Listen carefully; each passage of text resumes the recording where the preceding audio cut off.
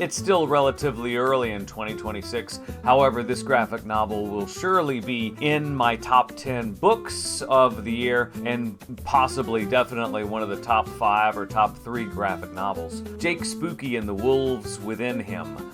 It's fabulous. It's so weird. It's so great. It does everything that people, meaning young readers, meaning those reluctant elementary school readers who are aged 8 and up. They want to read something, but they've heard that books aren't cool. They're not funny. They're not weird enough. They're something. I don't know why reluctant readers just have it up in their craw not to read. But this book gets it so right. And the only thing consistent with this book, aside from its absurdity, is the connection that it has to Deeply Dave from last year, which was also one of our favorite graphic novels of last year, and that's the creator, Michael Grover. I don't know what he drinks, don't know what he eats, but it's so weird, but it's not weird in a way that it's not understandable or approachable. It just colors outside the lines, metaphorically. What am I going to tell you that Jake Spooky and the Wolves Within Him, what's it about? You see, Jake is a punk rock ghost, and even right there, you're like, okay, a punk rock ghost, tell me more, but then you say, whoa, Jake Spooky lives with Brando. Brando is a human being with a television on his head. I don't mean like a flat plasma TV, I mean like an old school box TV.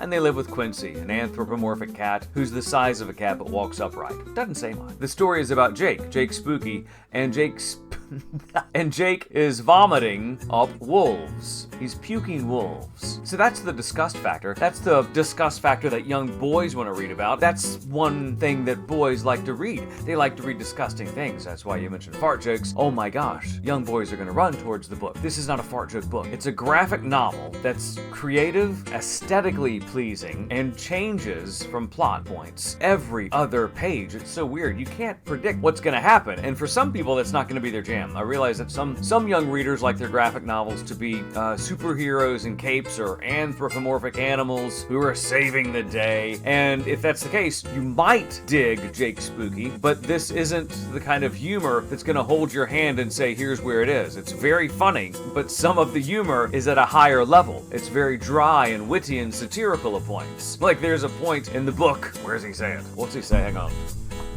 But this is my burden. And that's the punchline, because Jake is now on the moon trying to eat the ghosts, or trying to eat the wolves that he has thrown up. And how did Jake get on the moon?